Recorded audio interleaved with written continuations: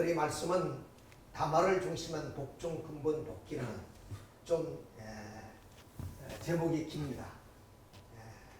지난 시간에는 창세기를 말한다는 그런 주제로서 좀 아담 가정, 노아 가정, 아브라함 가정을 중심한 아브라함, 이삭, 야곱의 3대에 대해서 우리가 한번 말씀을 나눴습니다. 그 가운데 오늘 이 다말의 얘기는 창세기에 말씀 드렸던 내용 가운데 그 요셉이 형들에 의해서 미움을 사가지고 애굽의 좀 낙타 상인한테 팔려서 그리고 애굽에 들어가서 좀 그 팔려나가는 하나의 과정에 대해서 말씀을 드렸습니다. 그런데 그 내용이 바로 창세기 37장까지의 내용이고 그 이후에 이제 요셉이 좀 총리 대신이 되고 또 형제들이 들어가고 아버지가 마지막으로 애굽으로 들어가는 그런 하나의 내용이 이어집니다만은 뜬금없이 37장에서 그렇게 이어져 나가야 될 하나의 내용이 38장에는 바로 이 유다에 대한 얘기가 나옵니다. 유다는 야곱의 그 네 번째 아들인데 그 네 번째 아들인 유다를 중심으로 해서 벌어지는 하나의 그 사건을 이제 38장에 다뤄주고 있는 것입니다. 그것을 우리가 잠시 아버님 말씀을 통해서 한번 살펴보도록 하겠습니다. 천성경 1141페이지에 대한 기록된 내용입니다. 자, 다말은 시아버지와 혈연관계를 맺기 위해 생명을 내놓았습니다. 당장 돌에 맞아 죽을 수도 있고 불가문이 전부 옥살박살 될 수 있는 노름이었습니다. 다말은 그런 상황 속에서 자기의 체면과 위신을 버렸던 것입니다. 자기 남편이 죽자 남편이 동생을 맞았으나 그도 죽었습니다. 그런데 셋째는 어려서 그를 죽이지 않고는 하늘의 축복받는 혈통의 대를 이룰 수 없었습니다. 그런 자리에서 다말은 자기의 위신과 체면을 버리고 생명을 희생하더라도 하늘의 축복받는 대대를 남겼다고 다짐한 것입니다. 다말이 그 마음, 그것이 귀한 것입니다. 이제 나중에 말씀을 다 드리겠습니다만은 이 다말은 유다의 며느리입니다. 큰 며느리인데 아들이 좀 남편이 돌아가자 이 이스라엘은 수원법이라는 게 있습니다.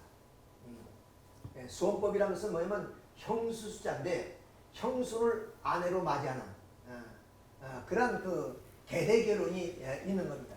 그런 계대 결혼에 의해서 둘째가 이제 그 형수를 맞이했지만 그 둘째도 죽고 그다음 셋째는 어려서 이제 그 상황 속에서 며느리가 시아버지를 유혹해서 이런 그 관계를 맺는 그런 내용을 지금 장부모님께서 말씀하고 계신 내용입니다. 자, 이어서 에서와 야곱 때를 보면 리브가의 복종으로서 서로 싸웠지만 먼저 태어난 에서는 사탄 편입니다. 야곱은 태어나서 장자의 기업을 빼앗는 것입니다. 그런데 베레스와 세레는 다말의 복종에서 싸워 베레스가 장자의 기업을 바꿔치게 했던 것입니다. 즉 베레스와 세레라는 것은 이제 유다와 며느리의 관계 속에서 태어난 바로 다말의 그런 자녀입니다. 이 얘기를 한 거예요. 어머니 복종은 아들, 딸이 태어나는 근본인데 그 근본에서부터 바꿔쳤다는 것입니다. 태어나서 바꿔친 것이 아니고 복종에서 바꿔쳤다는 것입니다. 복종에서 바꿔쳐서 먼저 태어난 아들 대 사탄이 내 아들이다 하고 주장할 수 없는 겁니다. 복종에서 바꿔치지 않고 먼저 태어나게 되면 사탄 편이지만 복종에서 바꿔쳐가지고 먼저 태어나게 되면 하늘편이라는 것입니다. 다말이 복중에서 싸워가지고 베레스가 세례를 물리치고 태어났기 때문에 장자의 기업을 빼앗은 것입니다. 그랬으니 태어나면서부터 장자입니다. 베레스는 필연적으로 차자가 되어야 하는데도 불구하고 장자의 입장으로 태어났으니 선이 먼저 태어났다는 것입니다. 이것은 그 야곱의 가정 속에서 그 가계를 이어나가는 하나의 과정 속에 나타난 얘기지만 하나님이 섭리사에 대단히 중요한 그런 뜻을 가지고 있는 이야기입니다. 예, 그 이야기를 이제부터 자세히 풀어보도록 하겠습니다.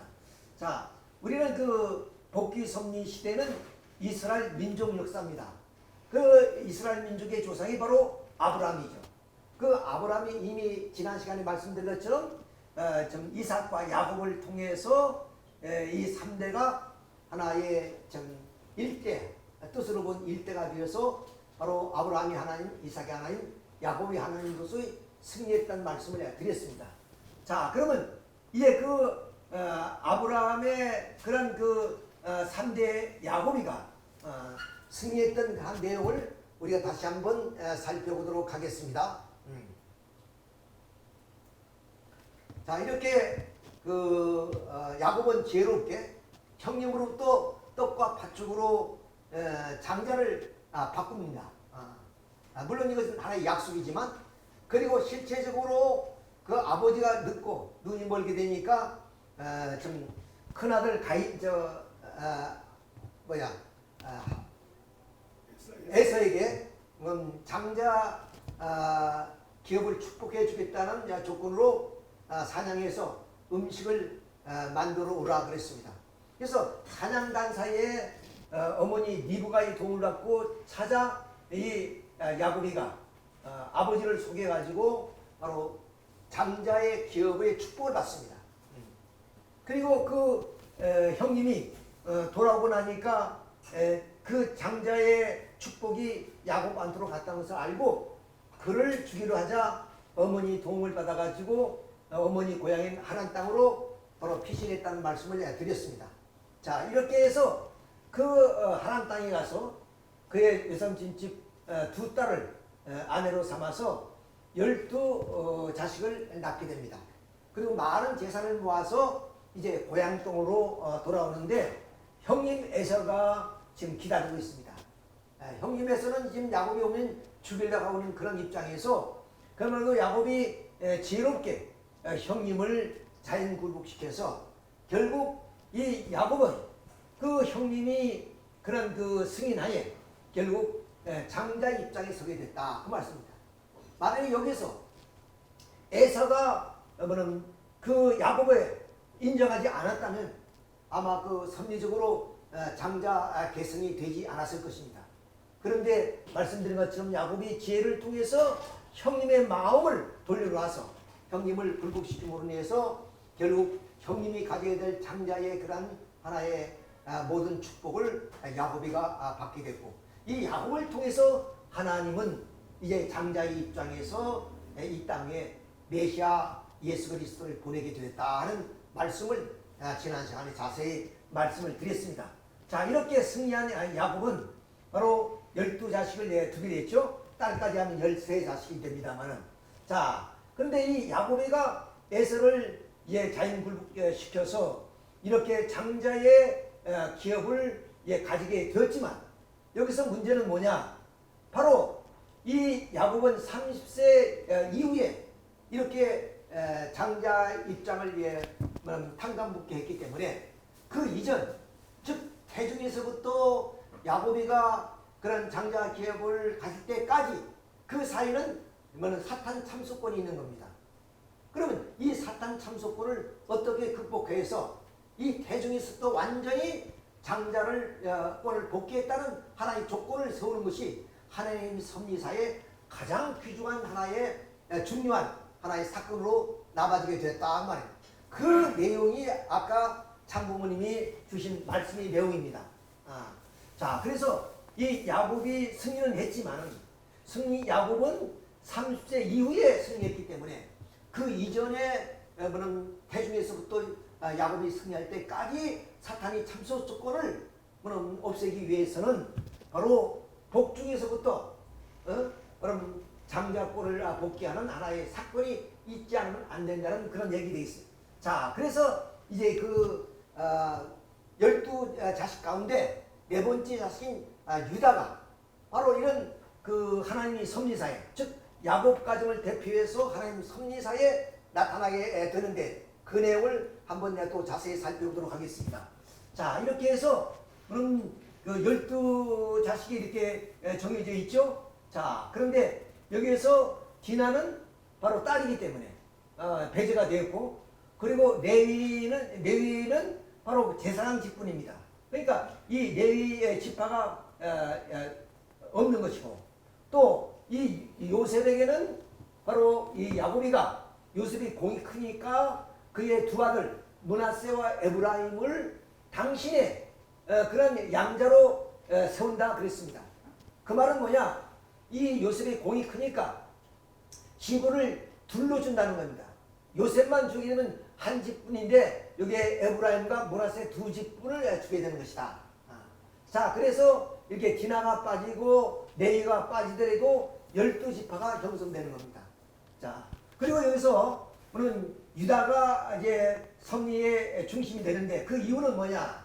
바로 이 루벤은 바로 단의 어머니 그러니까 라헬의 몸종이죠. 그 빌라를 건드려 버렸어요.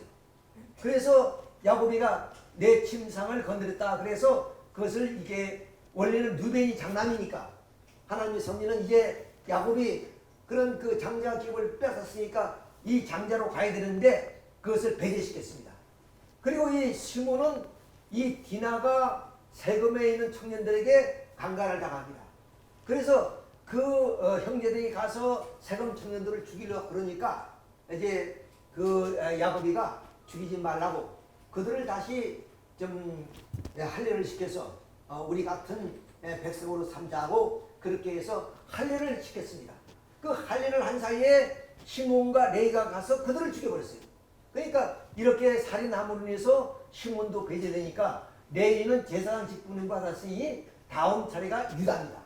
그래서 유다가 뭐냐면 이 야곱의 가정에 그런 하나의 중심적 역할을 하게 되고 하나님의 섭리사에 이 유다의 혈통을 통해서 이제 메시아가 탄생하는 하나의 과정이 이제 이어지게 되는 그런 입장에서 유다의 그런 입장이 대단히 중요한 그런 입장이 있습니다.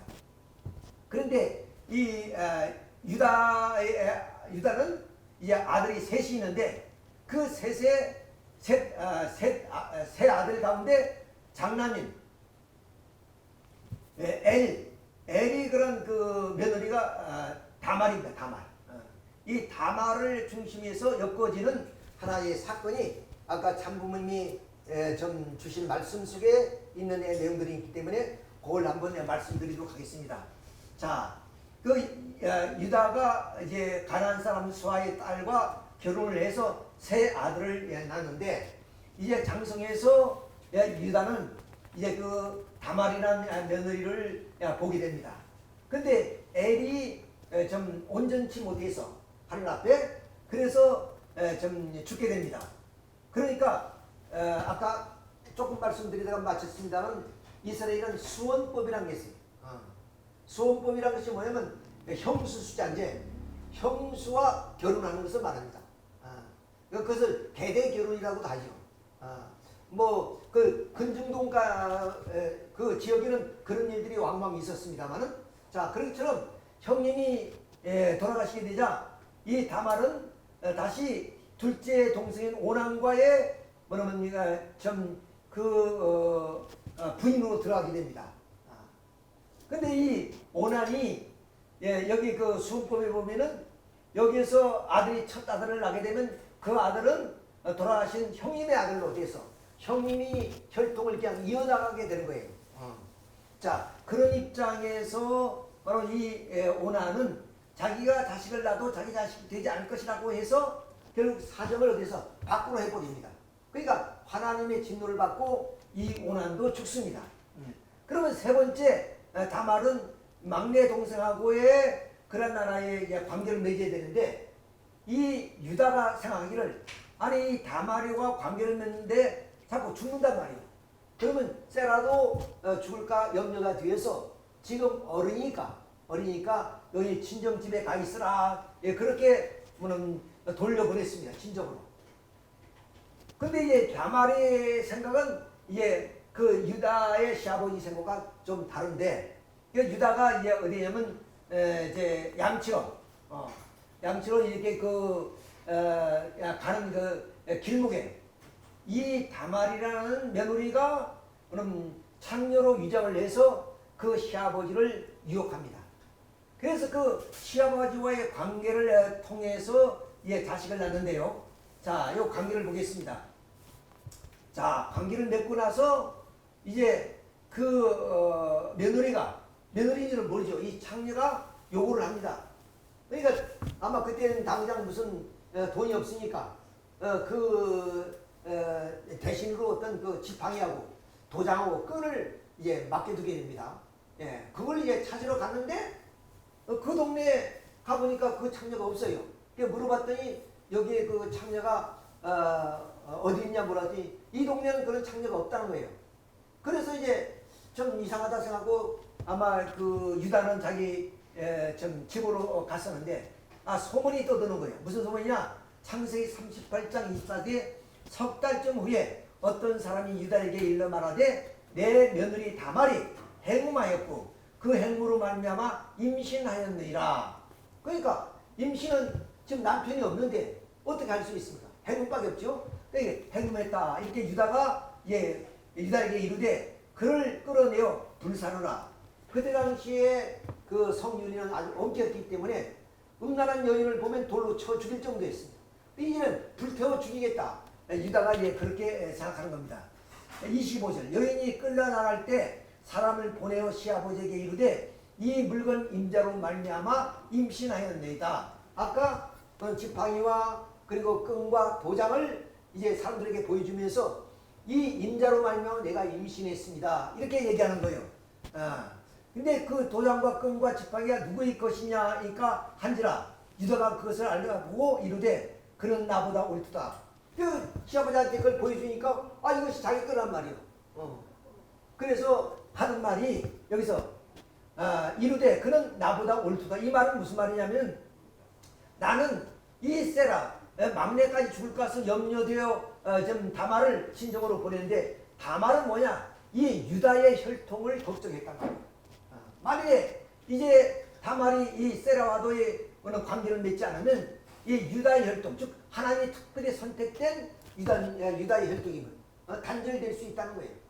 아까 말씀드렸죠? 자, 그 루벤은 바로 서물을 건드렸고, 시몬은 바로 세금 청년들을 죽였기 때문에 바로 네 번째인 유다가 이 야곱의 혈통을 중심해서 바로 메시아의 혈통을 이어나가야 될 그런 충차리한 입장에 있었던 거예요. 이런 입장에서 지금 다말은 그 혈통을 중심해서 개들을 이어나가는 것을 걱정하고 있는데 시아버지는 이 세라를 걱정할 그런 정도였다. 그런 입장에서 바로 그 유다가 그 끈을 보고 나보다 네가 옳다. 네 생각이 좀 앞섰구나. 이런 얘기를 합니다. 그래서 이제 용서를 합니다. 용서를 해서 여기서 이제 자녀가 태어나죠. 그 자녀가 세라와 베레스입니다. 이건 마침 가인과 아벨 그리고 에서와 야곱 같은 입장입니다. 그래서 장자 복귀를 어디에서? 이 태중에서 이루어져야 된다. 아까는 에서와 야곱은 30대 이후에 이루어졌기 때문에 그 이전까지는 사탄이 참수 조건이 있기 때문에 이것을 해소하기 위해서는 바로 태중에는 다말의 태중에서 이 베레스와 세라가 어디냐? 장자 복귀를 이루어 놔야 된다. 자, 그 장면이 이제 나옵니다. 복중에서 바꿔져서 이거 아버님 말씀입니다. 먼저 태어난 아들에 대해 사탄이 내 아들이다 하고 주장할 수 없는 것입니다.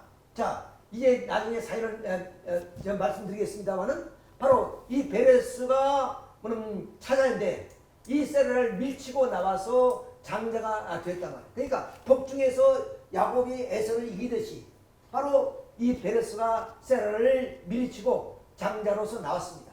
그러니까 장자는 사탄 편인데 이미 복중에서 그 장자를 뭐냐면 세라를 물리치고 자기가 이겨서 나왔기 때문에 장자라 할지라도 사탄이가 이제는 참수할 수 없다. 내 아들이다 할 수 없다는 얘기야. 다시 말씀드리면 이미 가인과 아벨 그리고 에서와 야곱이 이렇게 장자와 차자 입장에서 장자 복귀를 하는 것은 뭐냐? 차자는 하늘 편이고 장자는 사탄 편이기 때문에 하나님의 섭리는 장자를 통해서 이제 개들을 이어나가게 되는 것이고, 그래서 메시아가 이 땅에 오게 된 겁니다. 이미 장자는 이미 아담 가정에서 가인 사탄 편이 차지하고 있기 때문에 하늘 편에서는 그 장자 입장을 원리적으로 어떻게 찾아설 것이냐? 뭐 무례고로 아니라 그야말로 원리적으로 사탄을 장자 편에 있는 사람을 굴복시켜서 차자가 장자가 되어 복귀하는 그런 하나의 섭리를 펼쳐나온 것이 가인 가정과 노아 가정 그리고 아브라함 가정에서 야곱 이삭 가정이었습니다. 그것을 아까 말씀드린 것처럼 야곱이 30세 이후에 되어졌기 때문에 그 이전의 것이 사탄 참석권이 있기 때문에 그것을 이제 원리적으로 이제 창자권을 찾아 세우기 위해서 이 베레스와 세라의 관계를 통해서 베레스가 세라를 밀치고 나옴으로 말미암아 비록 장자이기 때문에 사탄 편이라 할 수 있지만 이미 차자에서 장자권을 가지고 나왔기 때문에 사탄이가 참수할 수 없다 그 말입니다.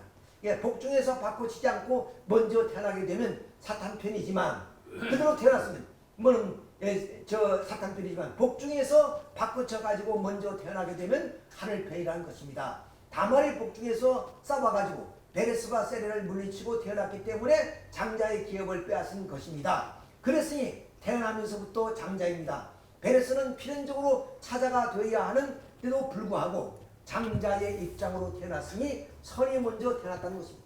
그래서 그럼 장자로서의 먼저 베레스가 태어났다 할지라도 그는 본래의 장자인 세라를 물리치고 나왔기 때문에 전 하늘 편이 되는 것이다. 이렇게 말씀이 되시는 겁니다. 그러므로 인해서 결국에 이 복중에서부터 이제 야곱이 승리한 그 기한까지의 그런 사탄의 참소 조건을 다 없애고 완전히 복중에서부터 전체가 다 장자 복귀에 있던 하나의 조건을 세운 것이 바로 이 유다 가정을 통해서 이루어지게 되고, 이런 가정을 통해서 바로 하나님은 이 땅에 메시아가 탄생할 수 있게 되었다 하는 것을 우리가 여기서 알아야 됩니다. 따라서 여기 베레스와 세라의 관계를 다시 한번 자세히 말씀드리면, 자 이렇게 유다와의 관계를 통해서 이것이 불륜이지만 하나님 섭리사의 가장 중요한 하나의 사건이기 때문에 바로 37장까지 요셉에 대한 얘기를 이어나가다가 뜬금없이 38장에 바로 이 다말에 대한 이야기가 나오고 이것이 끝나자 다시 요셉이 이어지는 그런 내용입니다. 그만큼 이 유다와 다말의 관계가 대단히 중요한 의미를 가지고 있다는 것을 이미 말씀을 드렸습니다. 자, 그러면 이 베레스와 세라가 다말이 태중숙에 어떻게 싸웠느냐? 바로 상기가 있으니까 이 세라가 장자니까 먼저 나오려고 손을 쭉 내밀었어요. 그러니까 산파가 이는 장자라고 표시 속에서 붉은 실을 이 손목에다 감아줍니다. 그런데 이 베레스가 세라를 밀치고 자기가 장자로 태어난 거예요. 이것이 복중에서 바로 이 세라로부터의 그런 장자권을 복귀했다는 그런 조건이 되어서 그가 장자로 태어났지만은 그럼 이 차자에서 장자로 승리한 그런 복중 복귀가 됐다 그 말입니다. 자 이렇게 해서 결국에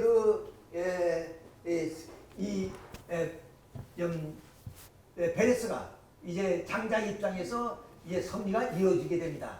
자 그럼 그 베레스에서 이렇게 태어나서 이제 애굽부역으로 들어가잖아요. 그 야곱의 12자식과 70가족이 애굽으로 다 들어갑니다. 자, 그 내용들이 그러면 창세기가 끝나면서 출애굽기, 레위기, 민수기, 신명기로 이어져서 그 다음 이제 좀 사사시대가 오는 그런 하나의 입장이 됩니다. 자, 그러면 이 출애굽이라는 것은 역시 애굽부역을 이제 마치고 이 애굽을 출발하는 것을 의미하고, 레위기라는 것은 하나의 그 법전입니다. 쉽게는 하나의 국가를 형성하기 위해서 하나님은 모세를 통해서 어떤 그런 법이 있어야 국가가 세워지는 것이기 때문에 그런 법절을 이제 먼저 이렇게 하나님과 계약을 통해서 이루어지게 되고 민수기는 또 이스라엘 민족이 광야 생활을 자세하게 기록되어 나온 그런 내용입니다. 그리고 신명기는 이스라엘 민족에게 모세가 그럼 모압 평야에 모아놓고 세 번이나 뭐는 가나안 땅에 들어가면은 가나안 칠족이 누리고 있는 하나의 문화 거기에 동요하지 말고 여호와는 오직 한 분이니 마음과 뜻과 힘을 다해서 여호와를 섬기라. 그것을 내 자녀들에게 교육하고 안전과 성사 항상 그것을 훈독하고 나갈 때는 문설주에다 세마 이스라엘이라는 것을 걸어놓으라. 그래서 이스라엘아 들으라 한 말이 세마 이스라엘이라는 말입니다. 그것을 강조하는 것이 신명기 내용입니다. 자, 이렇게 해서 이스라엘 민족은 이제 좀 광야 노동 40년을 거쳐서 애굽으로 들어가서 그 애굽에서 가나안 땅에 들어가서 가나안 땅에서 이제는 국가를 세울 수 있는 기반을 닦아 나가게 되는데 여기에 이제 베레스가 이제 태어나서 그럼 이 애굽 고역이 시작됐고 이 애굽 고역에서 모세의 인도를 받아서 광야 노동에서 그럼 가나안 땅으로 들어갈 때 여리고성 탐지를 바로 12사람이 갔다가 실패하고 나머지 2사람이 가게 되죠. 그 2사람 가운데 한 사람이 살몬입니다. 이 살몬이 결국에 그 여리고성의 기생 라합의 그 도움을 받아가지고 무사히 이렇게 탈출하는 과정입니다. 여기서 잡히면 그들이 죽겠죠. 자, 그런데 그 라합은 바로 그 여리고성의 그런 기생인데 이 기생이 그야말로 어떤 하나님의 뜻을 알고 그들을 살려주게 됩니다. 이렇게 몰래 성공법으로 탈출시켜주는 거죠. 자, 그래서 이 라합과 살몬이 나중에 이제 부부 인연을 맺고 자식을 낳은 것이 바로 여기서 누가 나냐? 바로 보아스라는 자식을 낳죠. 자, 그러면 이제 이 사사시대가 이제는 그 여리고성을 함락하고 가나안 땅에 다 들어왔습니다. 그 들어올 때가 바로 사사시대가 되죠. 그럼 이 사사시대를 우리가 잠깐 한번 보겠습니다. 어떤 상황인가? 자, 그럼 이 12자식이 12지파를 통해서 들어오게 되는데 이 12자식이 모두가 다 12지파로 형성된 건 아닙니다.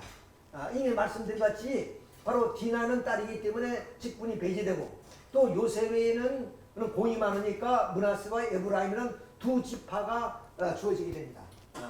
그리고 여기에서 레위가 제사장 직분이기 때문에 지파가 없지요. 자, 그러면 요것을 생각하지 않고 한다면 어때야? 11지파밖에 안 되죠. 왜? 디나가 빠지고 레위가 빠지니까 11지파밖에 안 돼요. 자, 그런데 아까 말씀드린 것처럼 이 요셉의 공이 많아서 므낫세와 에브라임 2 아들을 2지파를 주게 되기 때문에 그래서 12지파가 됩니다. 자, 그래서 이제 13 자녀지만은 지파는 이렇게 나오게 됩니다. 이렇게. 그래서 요셉 지파라는 것은 없지요. 요셉 지파는 바로 므낫세와 에브라임을 칭하는 그런 것이 되겠습니다. 이래서 12지파로 형성돼서 결국 가나안 땅에서 땅을 분배받습니다. 자, 그 땅을 분배받는 것이 바로 이렇습니다. 땅이 여기서 여기에 시몬, 유다 지파의 땅입니다. 그리고 여기는 단, 베냐민, 에브라임, 므낫세가 굉장히 커요. 2개의 땅을 가지고 있죠. 유단강 건너편과 서쪽과 익사갈, 스보론, 아셀, 납달리, 그리고 갓, 루벤, 이게 제일 큰 아들이죠. 이렇게 해서 12지파가 이렇게 형성됐습니다. 이렇게 알 수 있죠. 이 가나안 땅에 들어가서.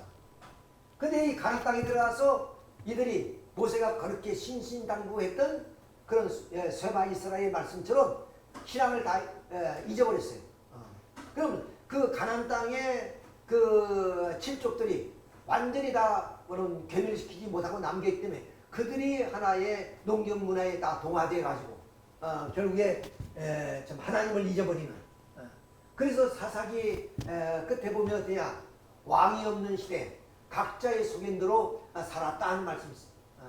그래서 그 신앙을 완전히 잊어버리는 그런 하나의 좀 사태가 이 사사시대에 일어나게 됩니다. 자, 이렇게.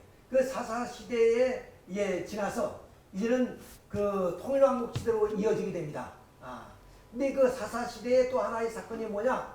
바로 이 살몬의 그 후손이 보아스입니다. 이 보아스가 또 누가 하나 룻이에요. 룻이라는 게 룻하고 이제 관계를 맺는데 이 관계는 어떤 관계냐면은 바로 이 룻이라는 그 여인은 이방 여인입니다. 모압 여인이죠. 모압 여인. 그 모압 여인이 결국에 자기 시어머니 나오미를 따라서 바로 이 유다 나라에 들어와서 아까 말씀드렸던 그 수원법이죠. 그 수원법에 의해서 자기 친척인 보아스와의 관계를 맺게 됩니다.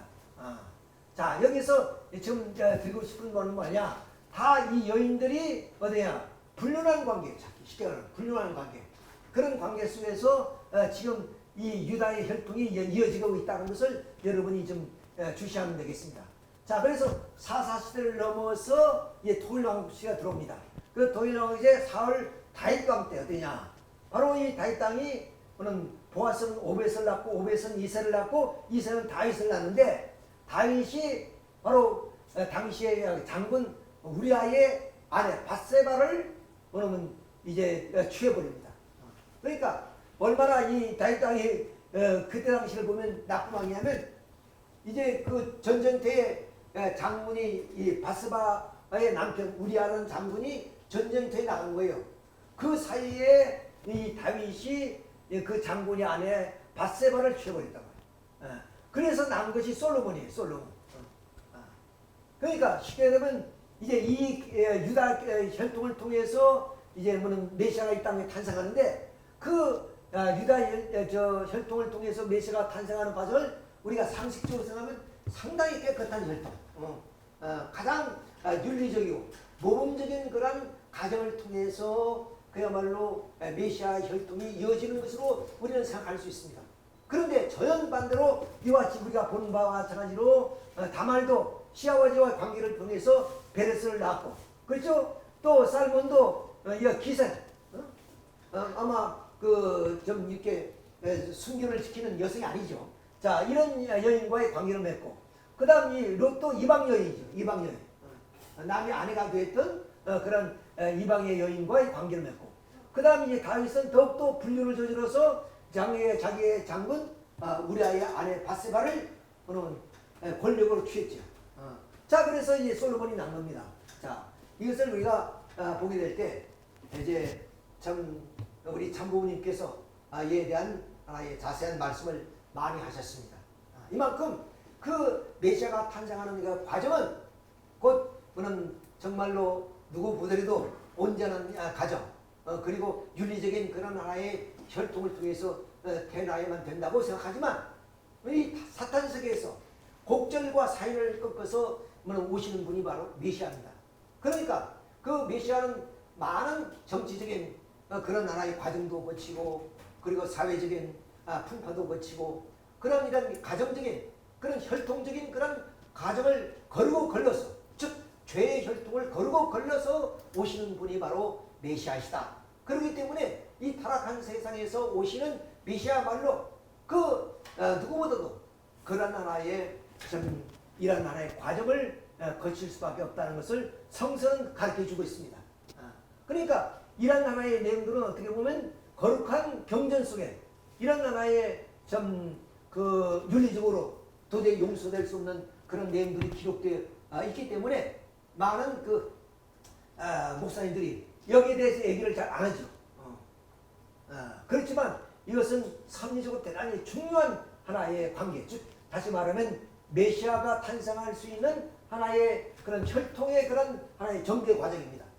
그렇기 때문에 어떤 얘기보다도 이 얘기가 중요한 얘기이기 때문에 참부모님께서는 그 말씀을 이제 쭉 초창기에서 또 해오시는데, 그 전개 과정을 어떻게 시작하냐면 처음은 예수님의 십자가의 그 사건을 통해서 하나님의 슬픈 사연, 그리고 섭리의 그 아픈 그런 곡절들을 수없이 말씀하셨습니다. 아주 초창기에 우리는 그때는 저희들이 직접 말씀을 못 들었는데 그 이후 70년에 들어서서 어떤 말씀하시냐, 야곱과 에서가 관계, 즉 야곱과 어머니 리브가 모자 협조에 의해서 장자권을 복귀하는 그런 말씀을 상당히 오래 했었어요. 그 다음에 다시 80년대 들어서면서 하시는 말씀이 뭐냐? 그것이 바로 그 다말이 바로 복중복귀. 유다와의 그런 시아버지의 관계 속에서 잉태된 쌍태가 복중복귀를 통해서 야곱이 극복하지 못한 복중에서 야곱에 이를 때까지 사탄이 참소서권을 극복하는 그러한 하나의 복중복귀에 대한 말씀을 쭉 또 하셨습니다. 그 이후 90년대에 들어와서 하시는 말씀이 바로 오목과 볼록 얘기입니다. 예, 근본적인 얘기죠. 이게 근본적인 얘기를 쭉 하셨던 것을 우리는 기억하게 됩니다. 그만큼 이렇게 참부모님께서 밖에 할 수 없는 얘기, 어느 누구도 할 수 없는 그 얘기를 참부모님 우리에게 이렇게 좀 가르쳐 주신 거예요.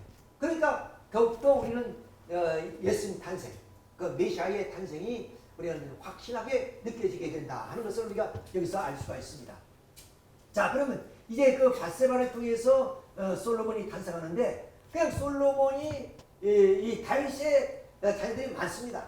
여러 부인에 의해서 뭐는 그 암놈, 압살롬 이렇게 많은 그 형들이 탄생했는데도 불구하고 제일 막내인 솔로몬이 왕이 되는 그런 하나의 내용을 우리가 여기서 한번 살펴보도록 하겠습니다.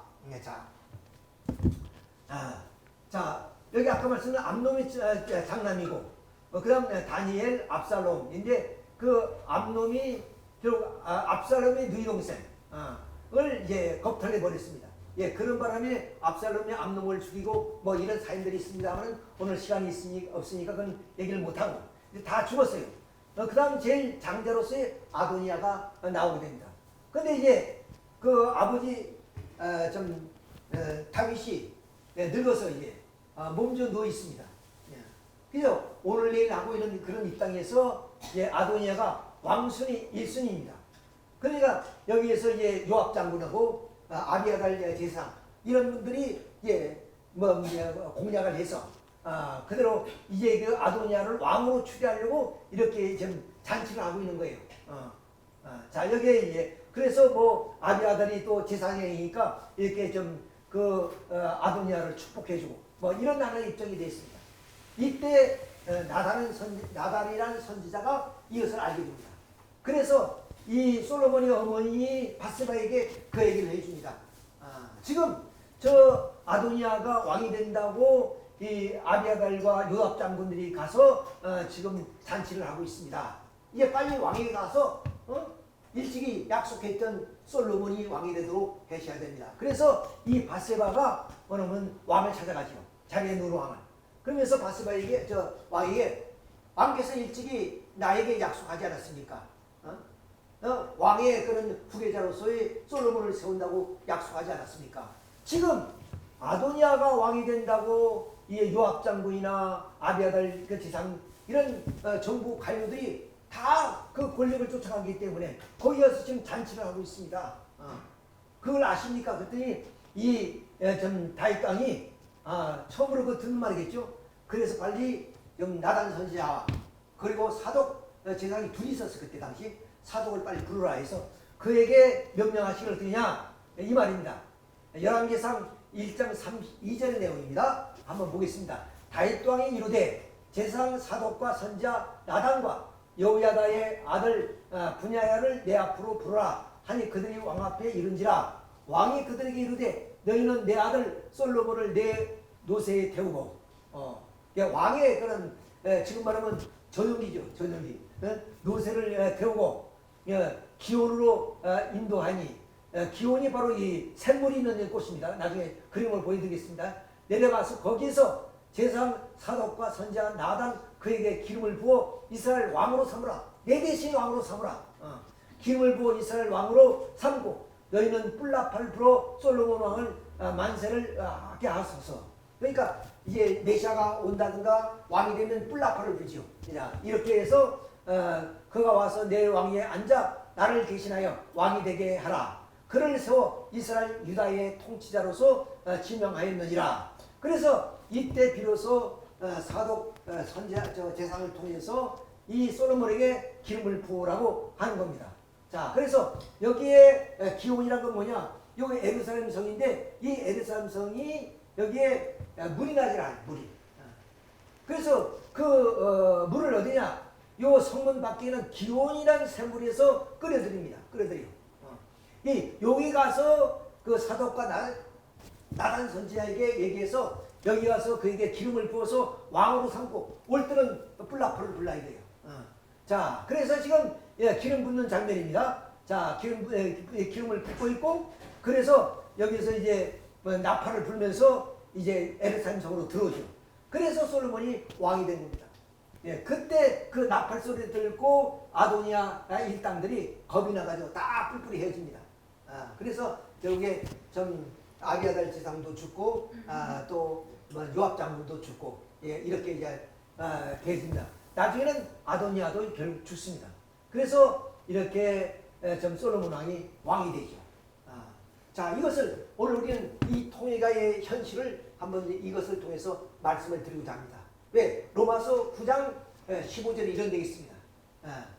궁일함을 너희가 궁일함을 여기거나 불쌍히 여기는 것은 너희가 원함으로 되는 것이 아니라 너희가 원함으로 되는 것도 아니고 다른 박진함으로 되는 것이 아니라 그는 주께서 뜻대로 이루어지는 것이다. 이런 말씀이 있어요. 자, 그런 말씀처럼 여기에 다윗 왕의 그런 그 후계자로서 세워지는 것은 누구에 의해서? 이 아도니아처럼 내가 왕이 될 것이라고 해서 되지는 것이 아니라는 얘기예요. 그것은 다윗 왕이 축복해 주지 않고서는 안 된다는 얘기입니다. 이것처럼 오늘 우리 통일과에 이루어지는 그런 하나의 현실을 우리가 한번 살펴보도록 하겠습니다. 자, 우리 장부모님 수라에 7명의 아들들이 있습니다. 그 막내가 문영진 회장이시죠. 자, 아까 말씀드린 것처럼 로마서 9장의 15절에 궁일이 여김도 불쌍히 여김도 그것이 뭐냐면 내가 다른 방 체조 내가 원함으로 되어지는 것이 아니래. 자, 우리가 봅시다. 자, 이렇게 문영진 회장님 네 분을 부르셔서 이제 아버님께서 왕권을 물려주는 그런 의식을 이제 행하는 것입니다.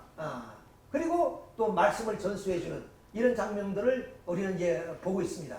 자, 그래서 첫째는 이렇게 왕권을 물려주십니다.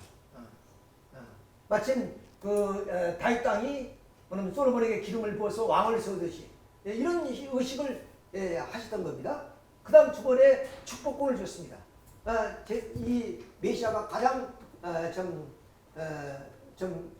가지고 있는 그런 내용이 뭡니까?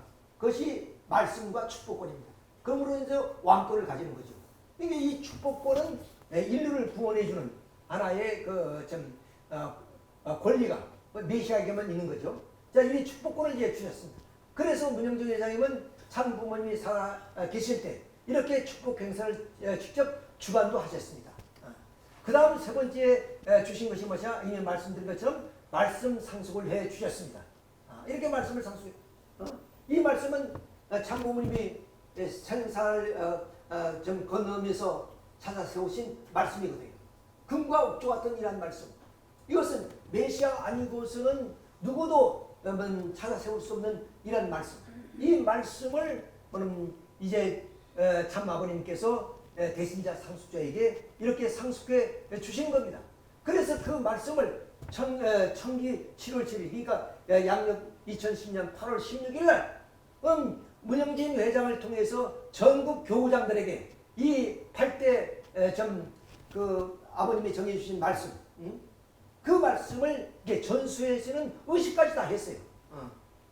아버님이 직접 해준 거 아니라 아버님이 대신자 상속자에게 이 말씀을 전수해 줬기 때문에 그 말씀은 이제 문영진 회장을 통해서 전국 그 지도자에게 이렇게 전수해 주었던 사실이 지금 사실로 팩트로 있단 말이죠.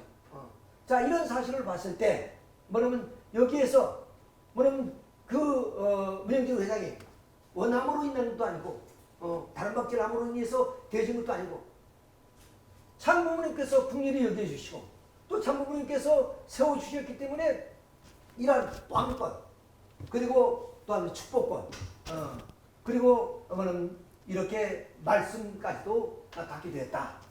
자, 우리가 로마서 8장 20절 내용을 한번 보면 바로 아까 말씀드린 구장의 내용이 뭡니까?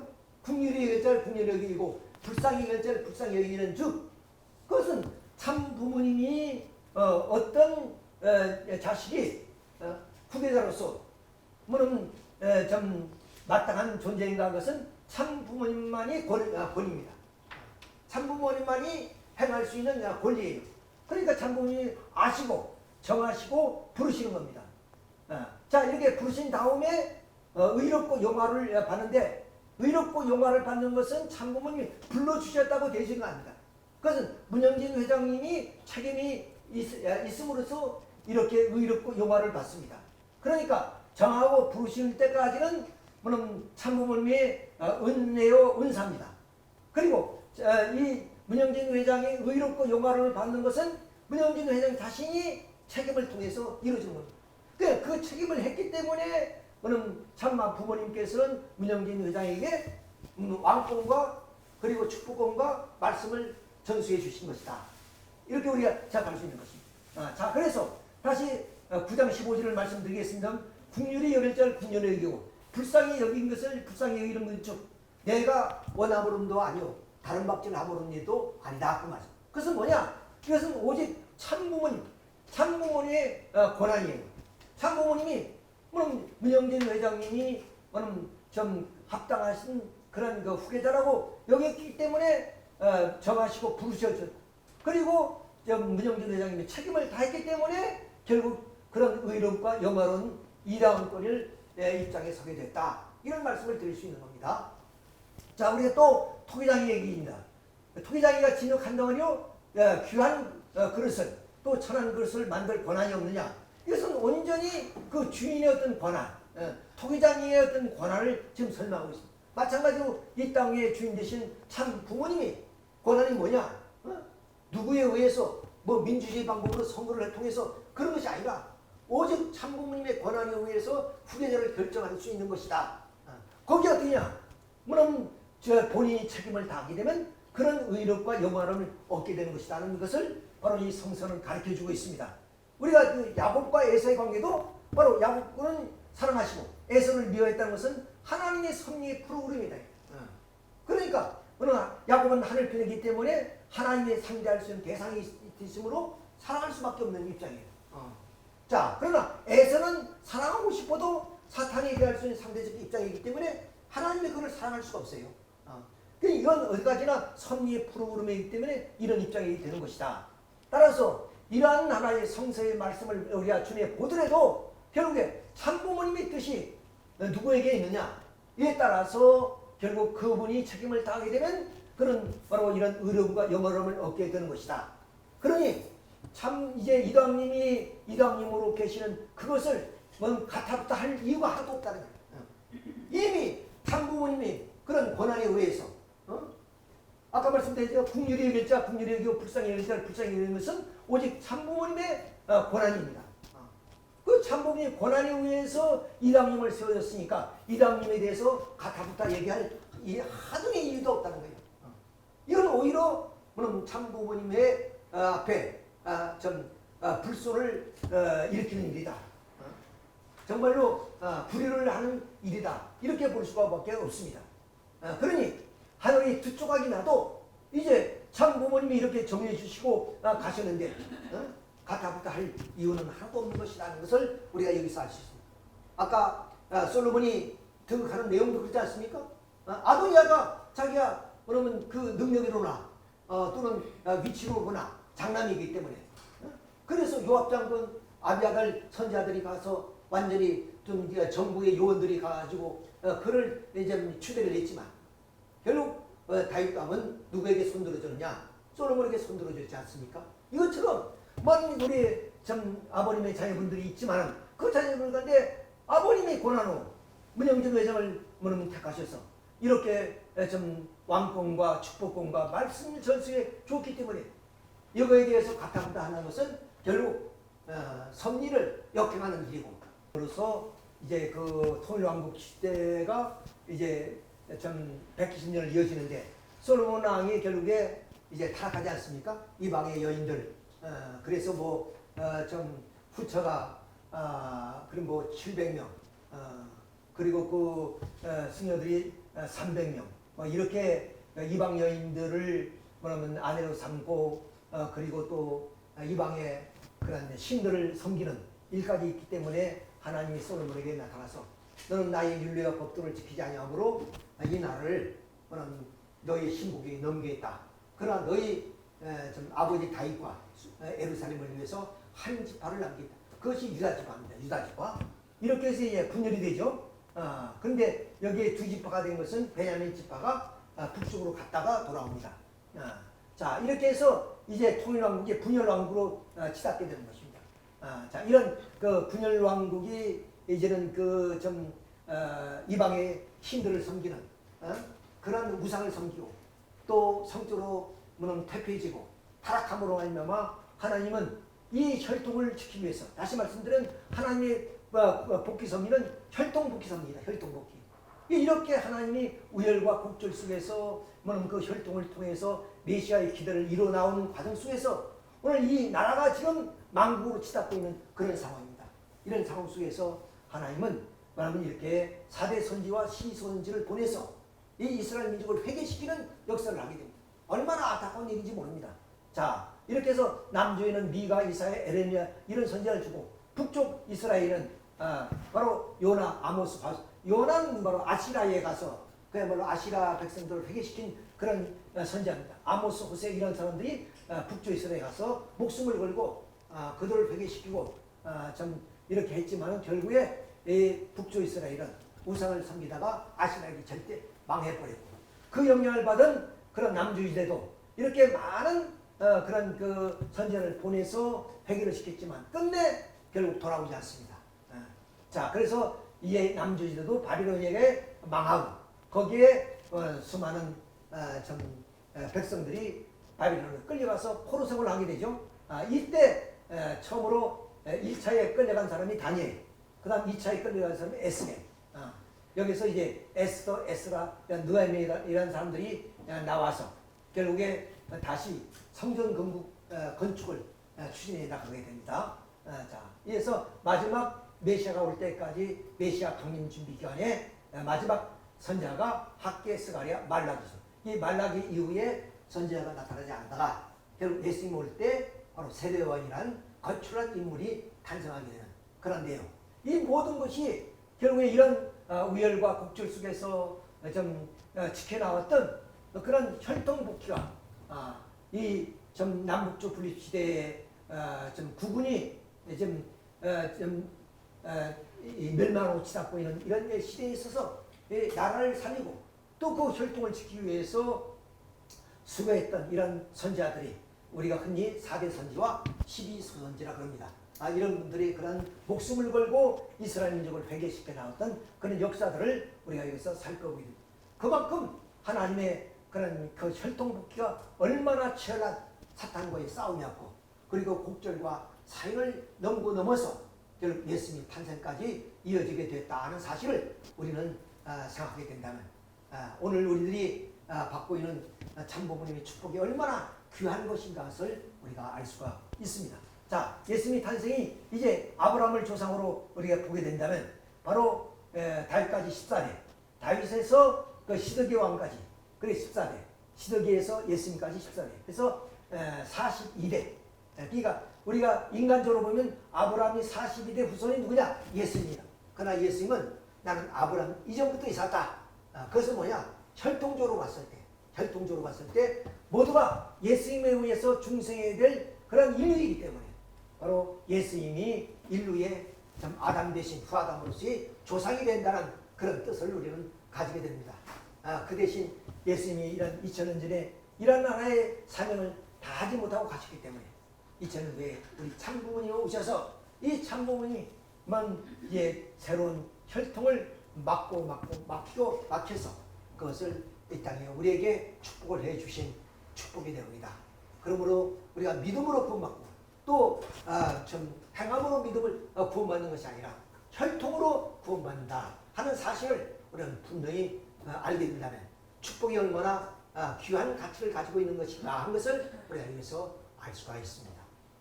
오늘 창세기에서 빠졌던 그런 유다와 다말에 대한 얘기, 즉 복중복주에 대한 이야기를 해드림으로써 창세기에 대한 얘기가 전번이 모두가 이제 마치게 됐다는 말씀을 드리면서 오늘 말씀을 마치겠습니다.